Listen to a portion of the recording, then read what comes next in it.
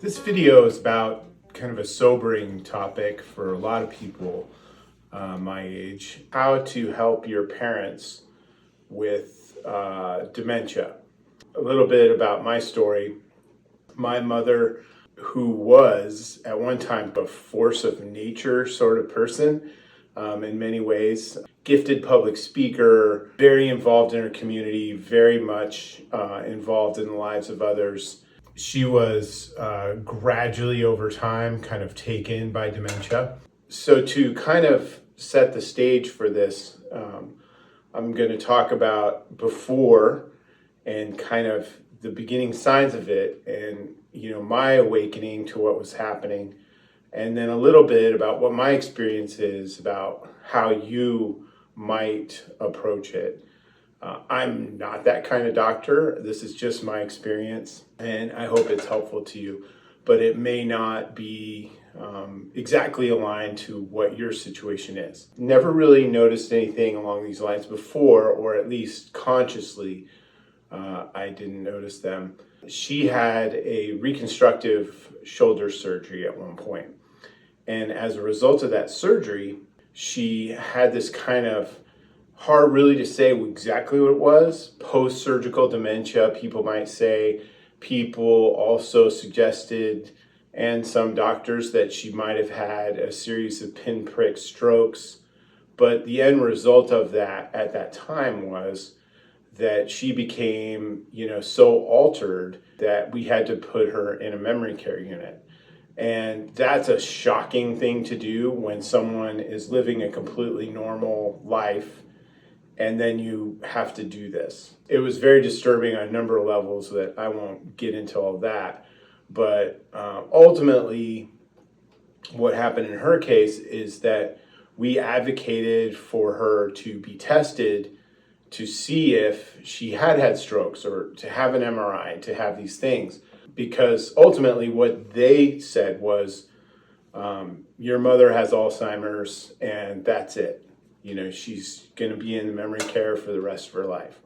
That was also very disturbing. My dad was still alive at that time and had his own struggles with physical health problems and things going on. And it just threw everyone's lives into complete chaos. What we ended up doing was pressing for this advocacy to engage with getting an MRI, seeing those sorts of doctors and such, which revealed that there was some evidence that she had had these pinprick strokes at some point during the surgery, maybe before, probably certainly, maybe after. So at that point, we put her on Aricept, and that's kind of a anti-dementia, anti-Alzheimer's, kind of arrests the progression of the disease. This is about 12 years ago now.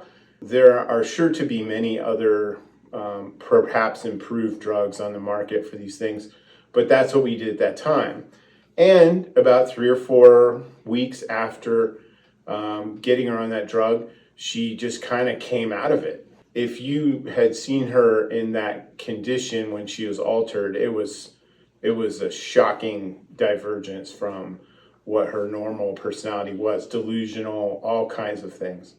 You go back and you're like, okay, great, everything's normal. But, small signs began to tick up. She remained on Aricept, which was a positive, forgetting this and that, which is absolutely normal. But when they pile up after a while, forgetting names, like I forget people's names now, patterns of that kind of behavior began to build up over time. My dad passed away, a lot of things happened, and she continued to have other physical challenges that resulted in various hospitalizations during that period of time also, which were certainly not helpful in this regard. What began to happen was very financially astute and very much dialed into her money. And these episodes would happen where she would go in the hospital and would be in the hospital for a while for like major surgery type stuff.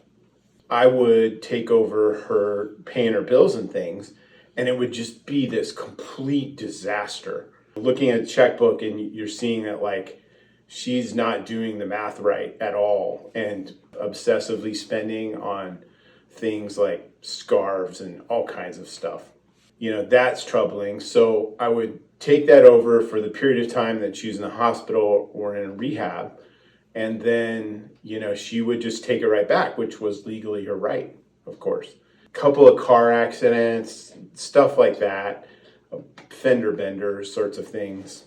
And this just kind of progressively advanced. And you get this sense like something's not right with her here, but I don't know what to do. I have no idea what to do. Combined with that, she would periodically get UTIs, which if you've had any experience with that in older people, can really alter them like that. People are in my room, people are trying to kill me, all kinds of things that are incredibly frightening and make you get up in the middle of the night, run over there. There's nothing going on. I don't know what that is, and then the next day or a few days later being okay. Yeah, taking her to the doctor for that kind of thing, so forth and so on. And I should point out, and this begins to be sort of about what you might consider if you're encountering these kinds of things. She had this myriad of doctors, that she was going to for legitimate things like a heart doctor, a general care doctor, some kind of neurology type of consult, ophthalmologists, and things like that, because she had some eye stuff going on. And all of these people would prescribe different things, which end up on a chart and, end up as part of the medications that, she would get. And this is at a point where she's still going to Walgreens and picking up her meds. I would notice discrepancies in this when she was admitted to the hospital, and they would want to walk through that with you, and it would be all these bewildering names and such. And so at some point I was like, we got to get this straightened out. In one particularly bad instance of a UTI where she was just incredibly altered, with that fact that I am her power of attorney, I have medical power of attorney under these cases, I made an appointment for her with a gerontologist. They have various tests to kind of see where your mental status is and where your thinking capacity is, and kind of test for, are you on that dementia spectrum or not? She was very good at passing those and very good at having conversations where she would have certain things memorized, be able to spit it out, and people would be like, yep, she's great. And you'd be like, no, she's not. But going to a gerontologist, and the first thing I did was to say, look at all this. Like, what is she supposed to be on and what is she not supposed to be on? And can you walk me through this like I'm a child? Because I really, in this instance, I have no knowledge of what these things are mostly. When she would become, more altered at times, she would completely screw up her meds and, pill sorters and all these things. And once I went through her pills and it was like she had Tic Tacs in there and aspirin. And if you've ever tried to sort out what a pill is, good luck. Sitting down with her and being like, okay, what are these things? What's going on? And then having a chance to talk through that with her of like, this is what I'm seeing. And when she comes in and aces these things, like if you haven't encountered one, it's a piece of paper and it has like a little clock on it. And it's like, tell us, it's 1 o'clock, put that on there. What day is it? What year is it? Who's the president? I mean, very simplistic kinds of things that if you lock that in your brain, and everybody uses the same one, as far as I know, I've seen the same one several times. What's this animal? Like picture of a giraffe or something. If you're smart and crafty, you can memorize that thing. She took that at that time, aced it. And I said, I've got, hey, I got to go to the bathroom. Can you show me where it is? I got the gerontologist in the hallway, and I'm like, I got to talk to you about this because this is just not good. And so we did, She understood that and was able to use something else that was a little tougher, different. And it was, my mom just bombed that because she wasn't prepared for it. But at any rate, the gerontologist was able to unify all of the prescriptions, strike 3 or 4 of them that were kind of countermanding each other in some ways, and to place her care under one person, under one set team of people. And that was so important. And that can be hard to do because folks have relationships with general practitioner type doctors and things that they've established for a long time. And in this particular circumstance, it's like, no, I can't be sympathetic to those kinds of things in this circumstance because right now the job isn't getting done. I am made some attempts to communicate with the GP. Dude was just way too busy, to be able to spend a conscious amount of time to do this. And that's no fault on him. He's not a gerontologist, he's a GP. Made that move. I actually know the guy today and we're totally fine. But that's the kind of thing that you kind of get angsty about, is like, I'm firing her doctor that she's had for all these years, and so forth and so on. Another step was to move her from where she was, which was independent living, into assisted, which was a huge, I think I talk about that elsewhere, but difficult situation, but managed to do that and was able to get her in there, and that unified so that she's not going out to Walgreens and picking up her prescriptions. The facility is managing her prescriptions and making sure that she gets them, calling the gerontologist when needed, notifying me of health concerns and things like that, instead of random people in the independent living place, or my noticing it and having to take her to the ER because she's clearly very sick. This is all kind of part of that process, but her going into assisted was a huge thing and very helpful in keeping her in a more stable place. And honestly, kind of reducing some of the emotional outbursts and anxiety that she was having. She wasn't happy about it at all, but it was the right thing to do. The other thing I did during that time was to be able to have her declared, incompetent to manage her affairs, which is also not easy, but can be done. And under power of attorneys and powers of attorneys for medical care and finance and all that, like going to a lawyer, getting all those kinds of things in order. Also talk about that in another video. Check that one out if you want. Ultimately, you're left with being able to, rather than having to manage all this person's affairs in addition to your own and do a job, that allowed me to have a relationship with my mom as opposed to constantly having to deal with her issues and things. Recognizing that dementia is a disease and it's not the person, because they will tell stories, they'll talk about things that never happened, and they're incredibly convincing. And especially somebody like my mom, who, if you ever knew her, you don't contradict her, you don't take issue with things that she's saying. That disease will gaslight you all day long. And some of that plays into functions of their personality that are kind of rooted in behavior patterns that then become twisted by the disease, allowing them to attempt to manipulate people and such. All in an effort to hide that and to, because it's embarrassing when people reach that age and that kind of thing happens. It's embarrassing for them, it's embarrassing their family. They can sense and empathetically pick up on that vibe of other people are looking at me weird, I must have done something. And then a person like my mom reacts with anger and to kind of attack and push back on things like that, befitting her personality in some ways. So the important thing was to recognize that she has this disease. There's fragments of what my mother was at one time still there, rooted in her mind. But this disease has also, taken much of that over and rearranged some things and pushed some things out. And so, not contradicting the person, not when they tell these fanciful stories, and my mom has told many, play along with it.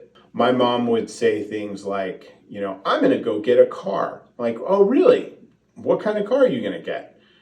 Instead of being like, Mom, you can't drive. What, are you crazy?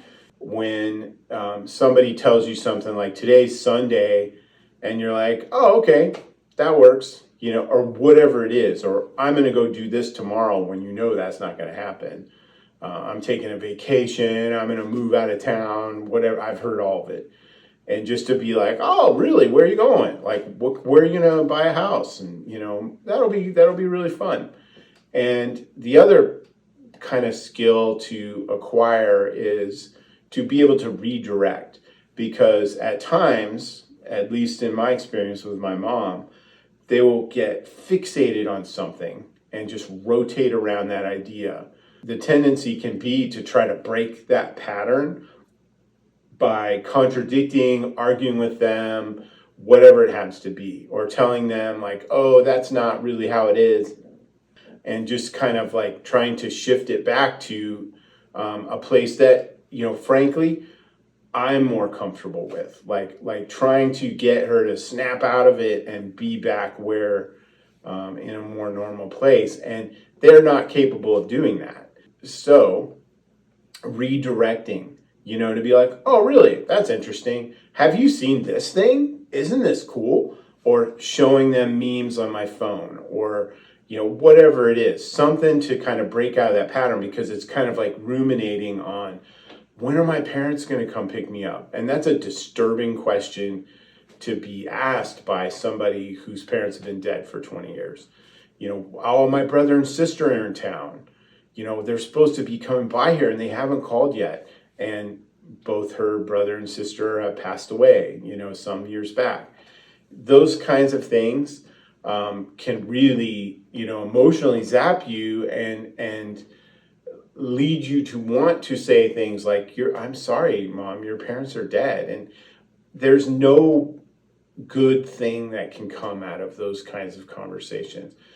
I will say this, dementia is often merciful in the fact that in 3 hours, 4, tomorrow, they're not going to remember what happened. And it can be real quick. Within an hour or two, they can forget something that they just did. So, it's not going to really affect them in that standpoint, but the emotional engagement with that subject affects you, and it affects them in that then they become less able to trust you. Learning to redirect them when they're kind of spiraling like that. Let's go draw a picture. Hey, let's walk around the courtyard. Hey, they got some donuts in there. Let's check that out. Whatever it is. One time, my mom's a big Nebraska Cornhuskers football fan, and she was doing this. And I said, hey, that's really cool, but did you hear that Scott Frost got arrested? And I just totally made that up. It's not true at all. But she was like, really? Why? And I went, told some story about this. And is it true? No. I just made it up on the fly because she was starting to spiral and get really emotional. And that's just not helpful to anybody. The staff there, me, her, anybody. So learning to redirect. This brings up kind of the root of why you would do this. Not contradicting people, playing along with what they want, being supportive of kind of whatever they're talking about, playing along and redirecting. I'm sure there are other tactics that people would advise, is that when you're dealing with a loved one that, somebody that you care about, the reactions to that are to be sad about it, to be, fearful of what's coming and scared of the interaction, because you are talking to somebody who has a mental illness. And that if you haven't encountered that before, especially in a loved one, it can be deeply concerning. But also, you can get angry about it. It can be really annoying. I take my mom every week. We go to a particular meeting, a community thing that she enjoys. We go every week, and every week I will call her a couple hours before. And the purpose of this is to tell the staff that I'm coming to get her. And then to tell her that too. By the time I get there, she has forgotten. But they get her ready. She's ready to go. So get her in the car. Where are we going? We're going to this thing. Oh, great. We go to that sometimes, right? Yep, we sure do. And then literally most of the way there is like, I don't recognize the street. Where are we going? What is that? Oh, yeah, that thing. Place she's been going for 45 years. That kind of stuff can get annoying, and you can let that bleed in. If you're me, you can let that kind of seep into how your tone is. That's a time when I can redirect myself in a way and be like, hey, have you heard this song, or whatever it is, or talk about something else. And they enjoy that. Like, I just tell her stories about what's going on at work and this, that, and the other. She's not going to remember a thing, but she will engage with that. And it will prevent me from getting that kind of annoyed tone, because literally in a 10-minute car ride, she can ask the same question 7, 8, 9, 10 times. And then after the thing is over, we leave, she'll be like, where were we? What were we doing there? And that happens all the way back. When I'm on the way back, it's like, let's get a cheeseburger, which we pretty much do every week. She thinks that's a great idea. All these things help to create a more positive experience, not only for her, which of course is important, but for me, because this disease affects everybody that's around them with the same kind of thing. People who work in facilities like that, God bless them. I am very fortunate, and my mother's very fortunate, that she's in a good place where the people are very kind and helpful. That is not always the case. Had my mom's been in a couple places where people were mediocre and perhaps you might even say neglectful. In this particular circumstance where my mom is now, it's all good. All of those things, like dealing with that emotional content of all of that, and how to kind of manage and regulate your own emotional reactions to this stuff, which for me, it happens, is a really big part of having self-care in your life. And boundaries. So I have to take care of myself first, or I have nothing to give to her. I cannot help her if I am running on empty all the time. So I have to prioritize that I have a life, I have things, and I'm not just talking about going to work. Doing some physical exercise, playing with the dog, walking the dog, doing things with my girlfriend, getting out, going to see movies, going to things, doing stuff. Because, frankly, this whole experience sucks. Seeing somebody go through dementia, it always gets worse. It never gets better. And it is not the way that anyone would want to live. If you could cast back and ask my mom, show her what she's like now, and ask her if she wanted to live that way, she would be absolutely not. She would not want to do that. It sucks and it's sad. Advocating and keeping an eye on things is difficult. I would encourage everyone not to let it run your life and gaslight you like the disease wants to. Having boundaries is important. To realize that where my mom is presently, she doesn't have a phone anymore because it became too anxiety provoking and confusing, and she would lose it, and she didn't understand voicemail anymore and all these kinds of things. But they have multiple phone lines in the facility where she is.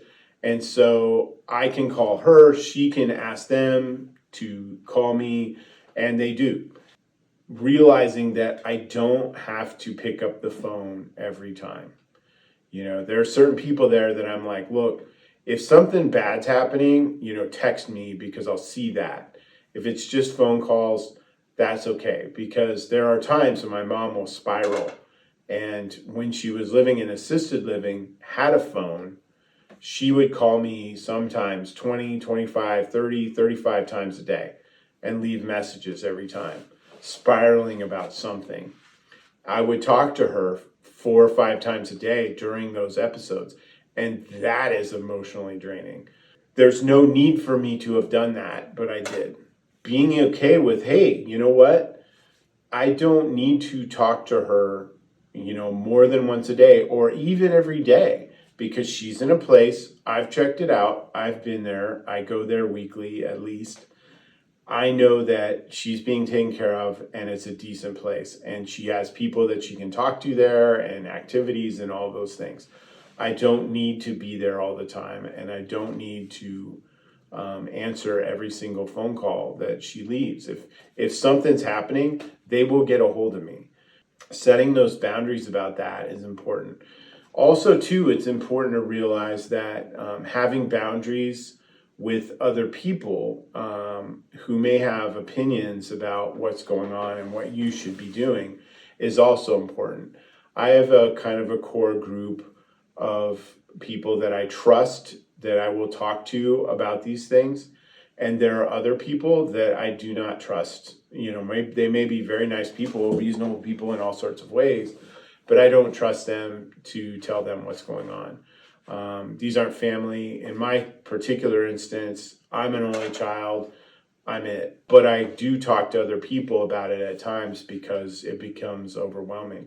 Having some group of people as part of this kind of self-care thing, to be able to bounce something off or talk through something that just happened, or just verbalize some experience that it was upsetting or even funny.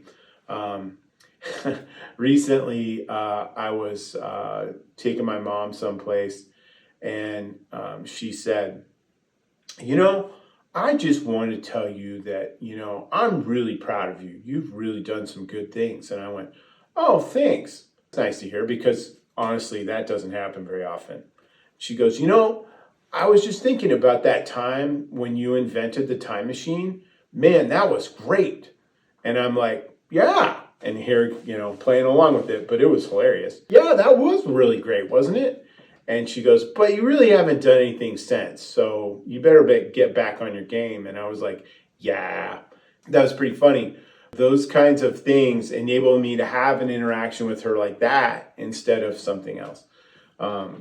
But to go further along the line of these, self-care and boundaries and things, is that some people will come and tell you, what you should do.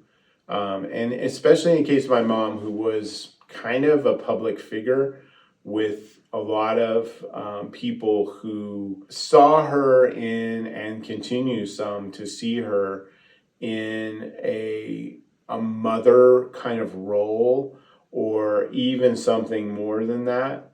They have these same reactions that I'm telling you. Like they get afraid, they're angry at something, and they don't know what it is, and they take it out on you. Just to be able to say, like, thank you for sharing that, and move on. Like, not engage with them. Recently, I've had a couple of circumstances where I felt like my mother's dignity was being kind of denigrated by particular people, well-meaning, but I had to go and first off, I went and talked to some of those people I trust about this, because I was not happy. To be able to go and say to these people, I don't want you doing that anymore, because it's not a good situation for her, and it makes her look bad. That's not fair to her to place her in that position, and I don't want to be somewhere where people are laughing at the crazy old lady. Having those kind of boundaries and creating an environment where she can at least enjoy her life mostly without worrying about, everything. That's my goal. Not perfect at it, doing the best I can with what I got, but that kind of attitude I think is very important. In closing, I would say that, I hope this has been helpful to you. Seek out help. Get some medical professionals, gerontologists, to help your person. Do the best you can, because the disease itself will fight against you. Be an advocate for them and really try to create the best environment that you can for them in whatever circumstance you're in. At the same time, self-care and boundaries and having people and help for yourself. I've seen a counselor more than a few times over the years about this and other things. Very helpful to me to walk through and talk through those things and seek help for yourself too. Ask for help. That is something that I'm 55 years old. I have really only learned to do that in a semi-effective way in the last 5 years. Do the best you can, and God bless you all if this is an experience that you're having. And I hope this has provided you a little bit of an idea of what it's like, and that there are some ways to kind of cope with it. So thank you very much. Appreciate all your all's time in watching this. I know that you could be doing a lot of other things today, but you chose to watch this, and I appreciate that. So thank you very much.